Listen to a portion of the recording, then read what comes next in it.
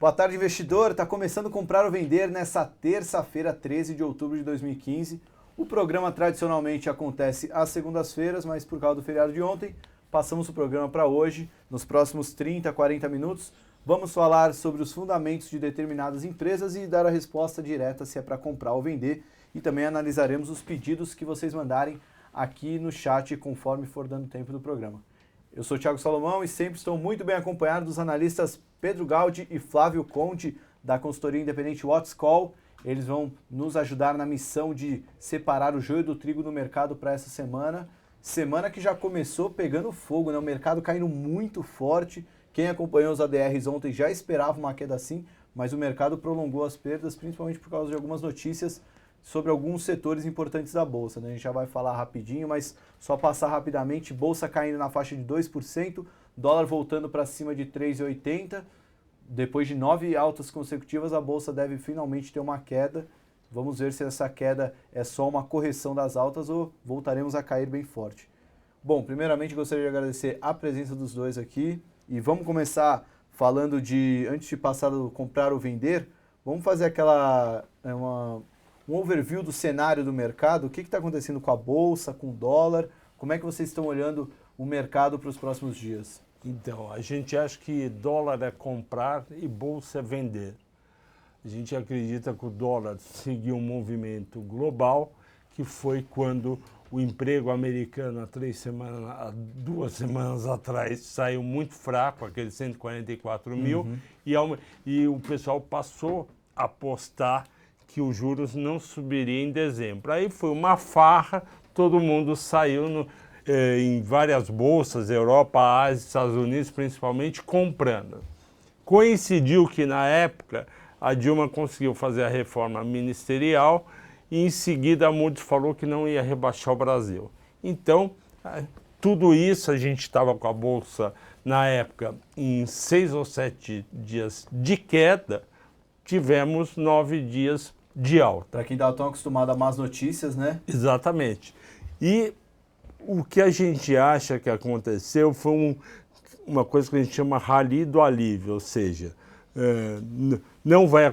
o governo não ia quebrar, o Fed não ia aumentar os juros, a Moody's não ia rebaixar o Brasil. Então, vamos comprar a Bolsa.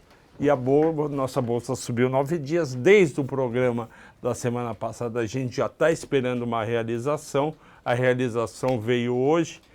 E a gente acha que realmente é para vender Bolsa e para comprar dólar. Então a farra da Bolsa acabou. Mesmo com o Fed elevando os juros ano que vem, mesmo mantendo o rate no Brasil, o rally de alívio acabou.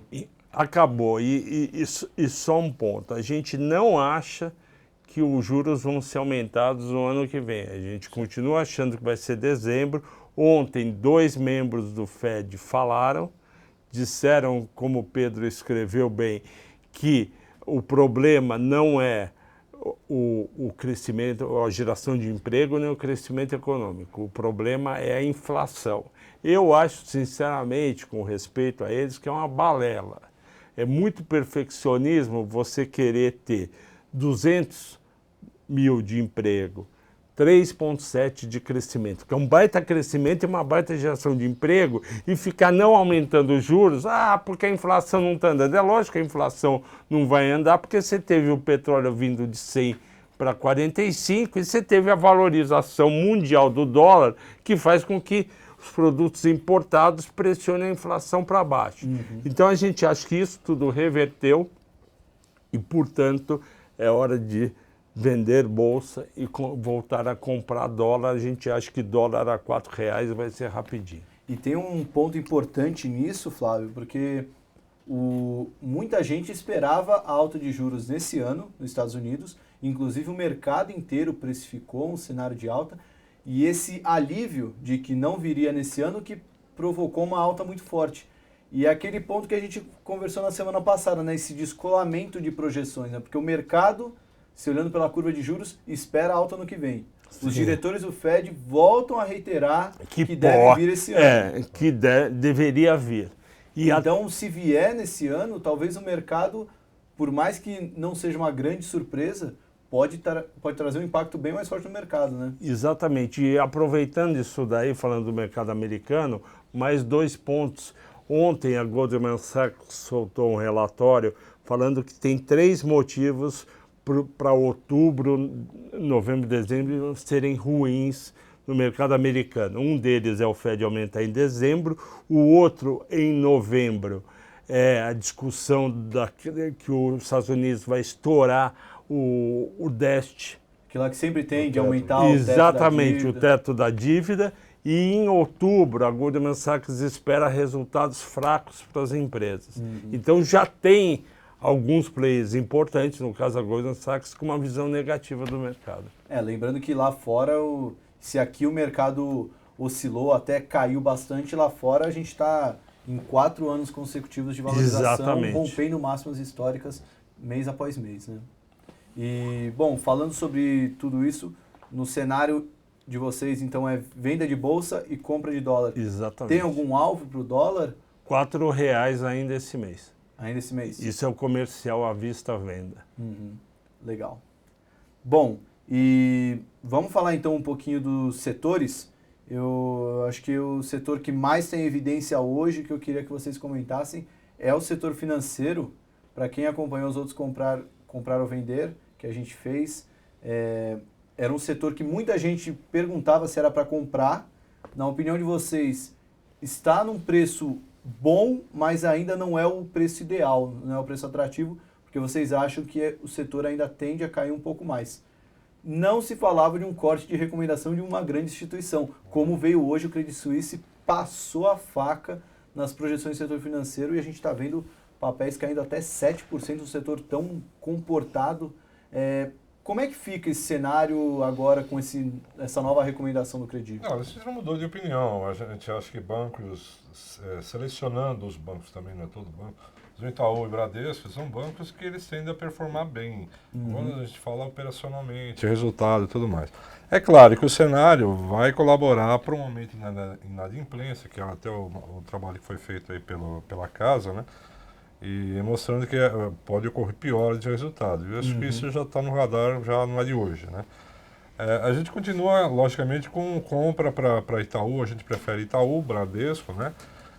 Hoje para mim, oportunidade. Logicamente, ontem os ADRs lá fora tiveram quedas absurdas e não foi só banco que caiu tudo, né? Caiu tudo. A gente até fez a lista, mas as quedas ficaram até 4%, né? Hoje o mercado caindo mais disso. Hoje o nosso mercado, além de tudo isso que o Flávio falou, a gente tem um mercado nosso aqui tomando um pouco de vida própria com o cenário político. Né? Sim, verdade. A gente tem aí, provavelmente, o impeachment sendo editado aí, né?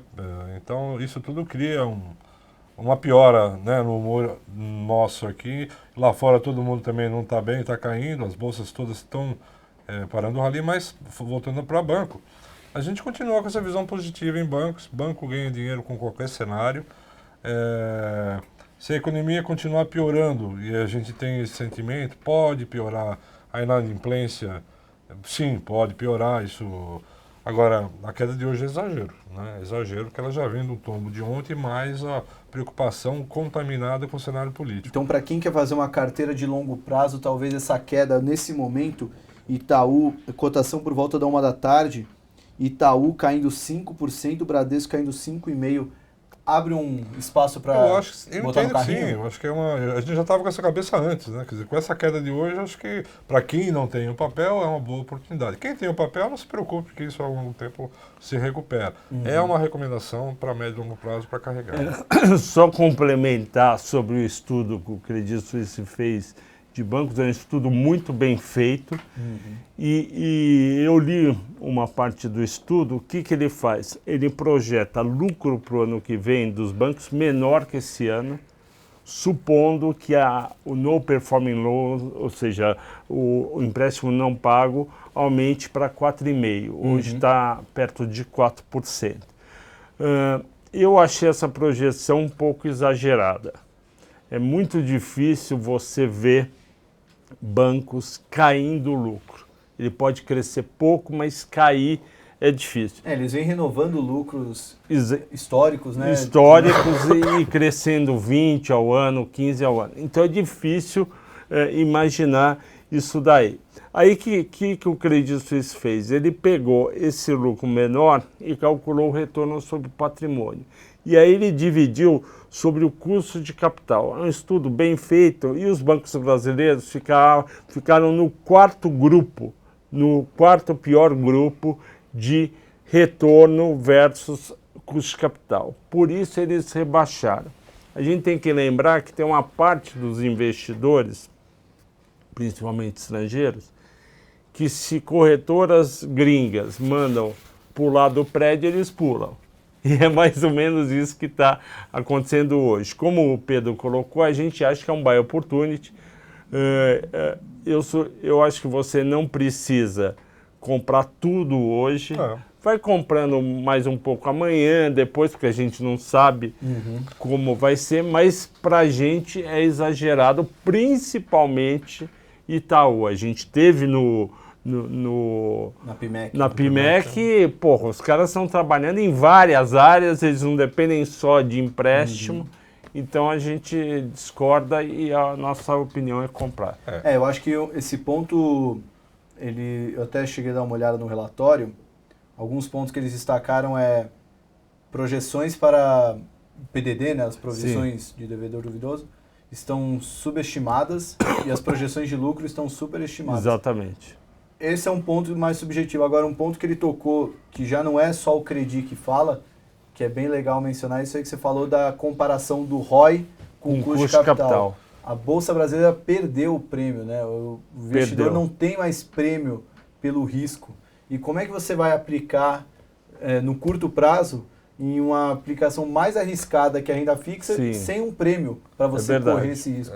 Então, é uma opinião que não é só do Credit, né? O BTG já falou isso no relatório. Já falou a verdade. Isso, para quem acredita em alta da Bolsa no longo prazo, isso é um grande entrave muito difícil de trazer novos compradores. Né? Quem é que vai querer ficar numa posição de longo prazo em Bolsa com uma visão dessa? Né? Obviamente, um pouquinho da carteira vai ter em Bolsa, mas não dá para sair comprando tudo, né, Flávio? Principalmente quando você compara Brasil com outros países, né?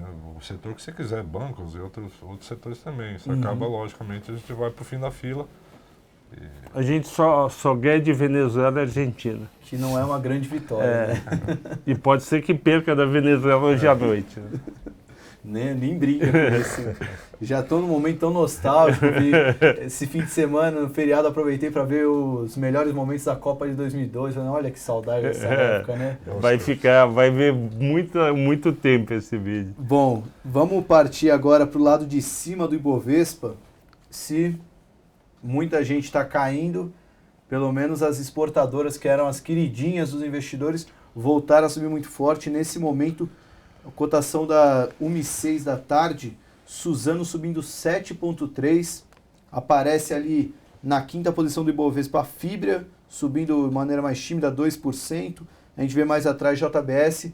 Exportadoras, então, voltaram a entrar no radar dos investidores? Olha, na verdade, a nossa visão o dólar em alta, esses papéis vão performar bem, né? Depois você fala de JBS, eu vou falar de celulose. Você tem um ambiente, é uma commodity que se difere das outras. Primeiro porque o preço da celulose não cai, pelo contrário, ele está subindo, já teve reajuste de $20. A demanda continua forte. Fala, mas Pedro, os papéis já subiram 60%, 70%, são os papéis que mais subiram em bolsa. Enquanto o dólar estiver subindo, os papéis vão continuar performando bem, porque é na veia o resultado para Suzano, para Fibra. Além disso tudo, começam rumores no mercado de consolidação do setor que de tempos em tempos voltam e na minha cabeça lá na frente vai acontecer. Isso acaba criando também um pouco de fumaça e mexendo com o setor. Enquanto o dólar estiver subindo, esses papéis vão ficar em evidência. Tanto a Suzano como a Fibra, como a Embraer e, no caso, a JBS, né, que você comenta. Então, como o Pedro colocou, os resultados vêm muito forte. Também vem forte Embraer, também vem forte JBS, também vem forte Brasil Foods. Esses papéis, daquele pico do dólar a 4,15, 4,20 há 2 semanas atrás, para sexta-feira, com o dólar a 3,77, elas devolveram. Agora que a gente espera o dólar de 3,80 para 4, elas vão passar a subir. Uma coisa também importante para você, investidor, ter em mente não temos um cenário definido. A gente está vivendo uma volatilidade de fundamentos como há muito tempo a gente não vivia. Tudo é incerto, muito incerto. Inclusive o impeachment da Dilma, que se ela sair, o mercado, e a gente também tem essa visão que seria positivo. Mas nada é certo, você não tem a certeza do que vai acontecer. Então, realmente, a gente tem que operar no semana a semana. E nessa semana seria o caso das exportadoras ganharem. Tá. Vamos falar um pouquinho mais sobre BRF, porque foi o pedido de um telespectador. A gente já fez análise de BRF, acho que na semana passada, mas vale a pena falar. Ele fez 2 pedidos, aliás, que acho que valeria a pena a gente passar rapidamente, que o outro é Ambev, porque finalmente vai sair a compra da SABMiller, né? Saiu. Ela vai aceitar a proposta e vamos ter a junção das 2 maiores empresas do setor, vai fazer um grande barulho. Eu não olhei muito por dentro, a única coisa que eu vi foi um relatório do Bradesco BBI, falando que a Ambev não vai ser usada no processo de união das empresas, que era o grande temor, né, do mercado, já que a Ambev é um dos negócios mais redondos da AB InBev, então ela poderia ser usada, já que ela tem uma dívida líquida muito mais confortável que as outras. Talvez isso seja um ponto positivo para a Ambev, né? Mas vamos passar rapidinho Ambev e BRF? Tá, eu falo BRF, você fala Ambev. BRF, 50% da receita é de operação no exterior e exportação. A BRF está muito bem, deve apresentar um resultado bem forte no terceiro trimestre. Outra coisa que a gente gostaria de chamar a atenção de vocês é que a partir da semana que vem a gente vai ter celulose divulgando, vai ter depois alimentos divulgando e os resultados vão ser muito bons. E alguns vão surpreender positivamente, acima do que os analistas já estão colocando. E ainda vocês vão pegar dólar indo provavelmente de 3,80 para 4, então tem uma chance maior de ganhar nesses papéis.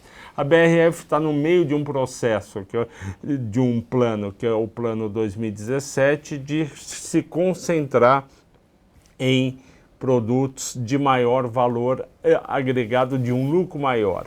A BRF, quando juntou com a Sadi, com a Perdigão, ficou a administração antiga e ela era muito complacente com linhas que não dava tanto dinheiro.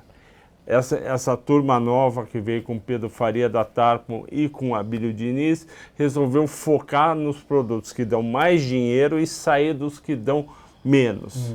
Então a empresa vai ficar mais rentável com dólar mais alto. E não é só por causa do dólar, como eu disse, por causa desse programa também. Então, BRF também é uma compra para a semana. Bom, de Ambev, a gente já comentou das últimas vezes que nós tivemos aqui, o processo da Ambev, que é a controle da Ambev, está paquerando ou tentando comprar a Miller, a SABMiller, né, que é a segunda maior do mundo e a Ambev é a maior do mundo. Juntas serão 30% no mercado de cervejas, tá? Só para ter uma ideia. Bom, esse processo é um processo onde a Ambev começou a propostas informais, né? Foi uma primeira proposta, o pessoal rejeitou. Bom, foram feitas 4 propostas até ontem, né? Segunda-feira. E hoje a gente já amanheceu com a notícia de que foi acertado ou foi aceito um valor de 44 libras por ação, que equivale a 106 bilhões de dólares, né? Então, foram 5 propostas informais, e por esse modelo, esse mecanismo de você fazer proposta de compra entre empresas, a Ambev teria até amanhã para fazer a proposta formal. Então, como eles já se entenderam na prévia, na terça, hoje, então amanhã ela já vai lançar essa proposta. O que se criou um certo temor, como você falou, Tiago, é de que a Ambev, como o preço estava subindo, criou-se uma impressão, um temor de que se utilizasse a Ambev como um mecanismo financeiro para pagar a conta, né? E isso não está ainda esclarecido, é um temor que pode voltar a preocupar, mas de qualquer forma eu entendo que a Ambev não teria muito sentido ela participar, mas vamos acompanhar. O papel sofreu esses últimos dias por conta desses rumores, Inclusive o ADR caiu forte ontem. Eu tô até olhando agora, a ação da Ambev caindo 3,7 hoje, voltando para os R$19. Eu entendo que ainda existe essa preocupação. É claro, a gente não tem bola de cristal para dizer se vai usar ou não vai usar. São 106 bilhões de dólares. Estamos falando da maior cervejaria do mundo, né? Então ela tem uma estrutura de capital que suporta tudo isso. Agora, pode haver nesse modelo, de repente, a Ambev consolida os ativos na América do Sul e vai desembolsar algum valor. Pode acontecer? Pode, mas a gente não tem informação e a gente não trabalha com rumor, né?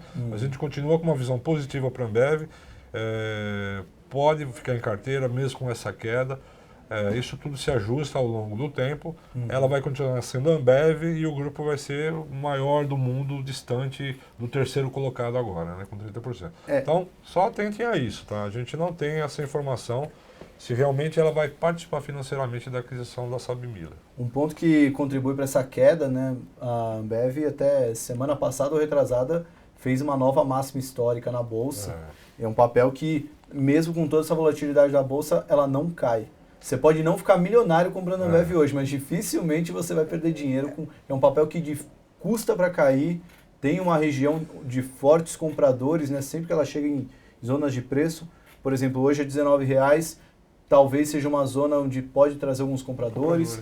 E é um papel que está na máxima histórica ainda, né? Então pode ser muito aquele, vou aproveitar essa notícia para embolsar os lucros. Você é uma característica desse papel, ele é um papel muito bom para você ter em carteira, porque assim, o papel, a bolsa subiu, beleza, os seus papéis da carteira vão estar subindo, porque a Ambev não sobe igual, mas também quando o mercado desaba, que os seus outros papéis da carteira desabam, ela não cai, então ela segura. Então ela tem esse perfil defensivo, né, que a gente já falou. E a empresa é excelente, então pode continuar confortável com o papel, carregar na carteira, e quem não tem, aproveita essa queda de hoje. Então, ponto de compra. Um brinde Ambev, né? Vale a pena. Sem espuma.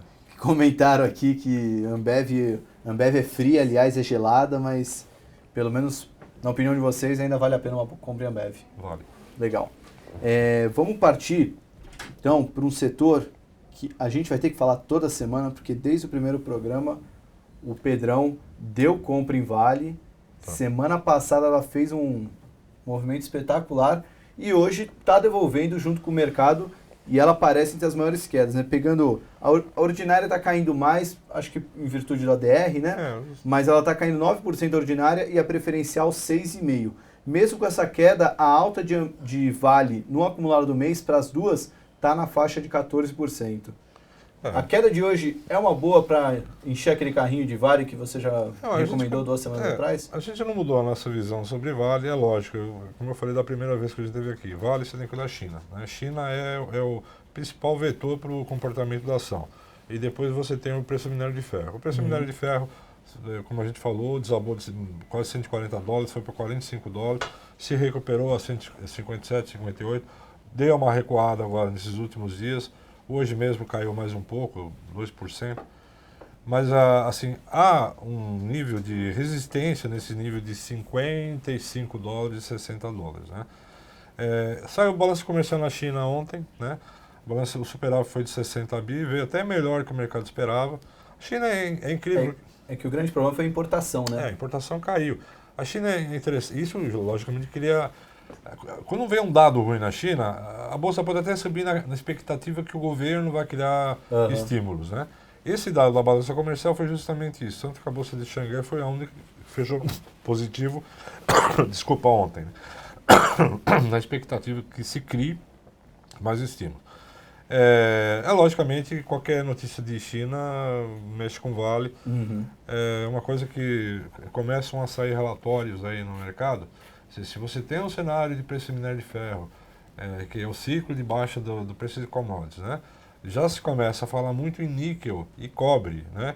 Como os metais que seria o próximo boom de demanda nos próximos anos, onde ela está enquadrada, né? Ela é uma produtora de cobre e níquel e vai se dar muito bem nisso. A própria Vale, quando faz as suas apresentações trimestrais, e eu acredito que na próxima teleconferência ela vai evidenciar isso, justamente é a demanda que vai se criar no futuro pela própria crescimento da tecnologia, você usar mais cobre e mais níquel nos componentes eletrônicos, nos produtos de forma geral. Então, assim, eu acho que Vale é uma empresa fantástica.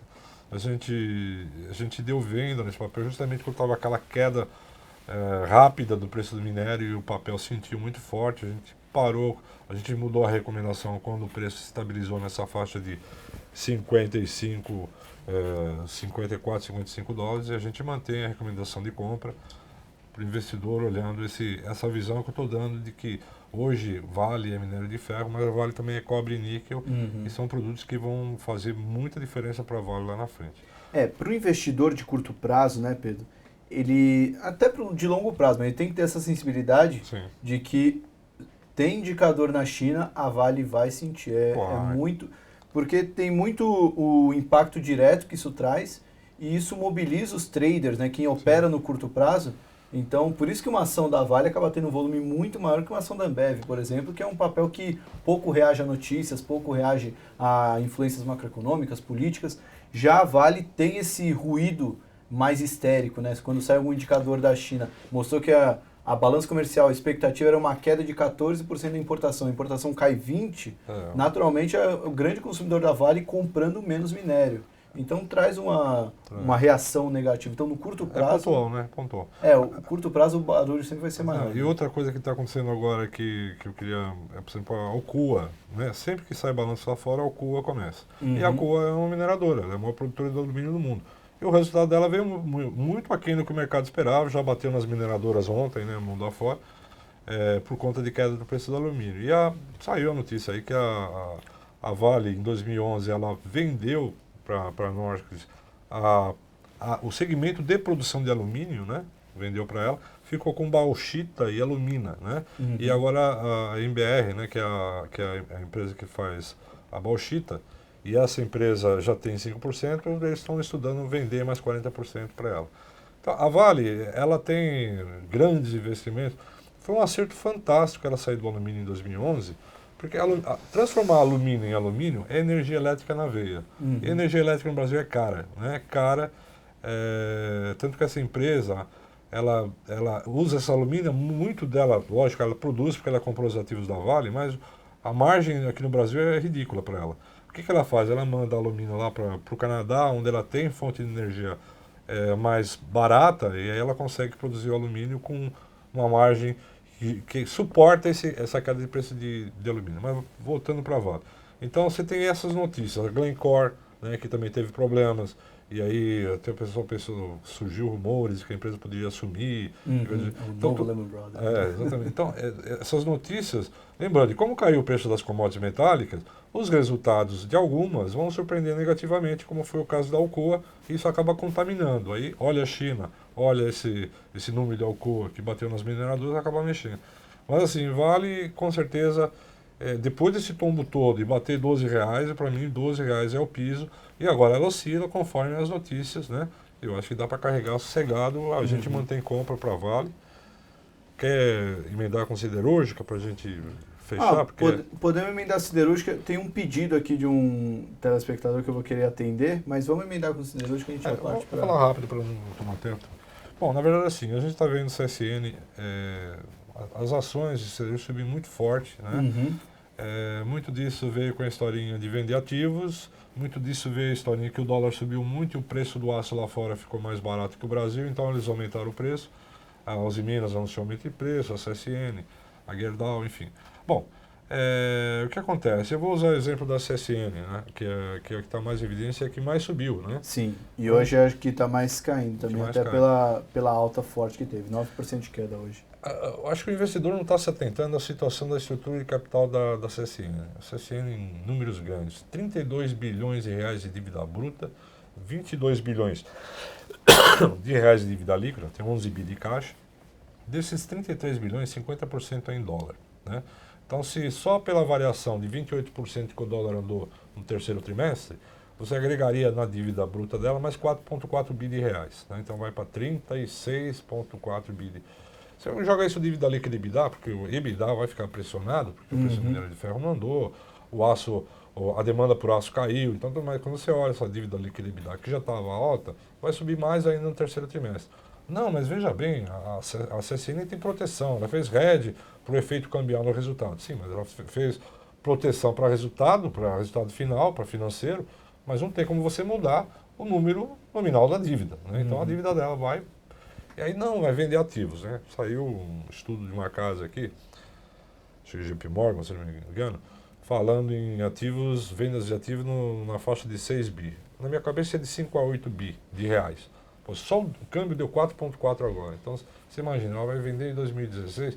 Então, parece que o investidor não está olhando muito esse lado. Né? Tá muito... Ele só está olhando o lado bom da alta do o dólar. curto né? prazo, vai vender ativo e tudo mais. Então, assim, por isso, esse papel dá esses pulos, né? No entusiasmo do investidor, depois cai na realidade dos números. Né? O investidor não está tendo noção clara de que a alta O do movimento dólar é não especulativo, não é tão bom assim para a CSN. Né? A gente continua pessimista com siderurgia, né?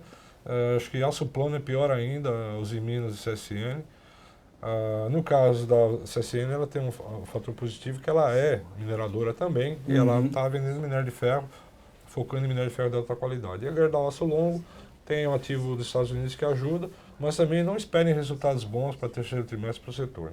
Então para tentar dar uma resposta direta e reta, não compre CSN ou venda CSN? Eu acho que tem que ficar fora de siderurgia. Né? Mas nem operar vendido também não... Não, operar vendido pode. Aí é uma questão de você vai carregar para carteira, médio prazo, longo prazo, eu acho que não é o momento, eu acho que vai cair mais. Tendo em vista essa alta, a ação subiu 50% em 9 pregões. Não tem sentido.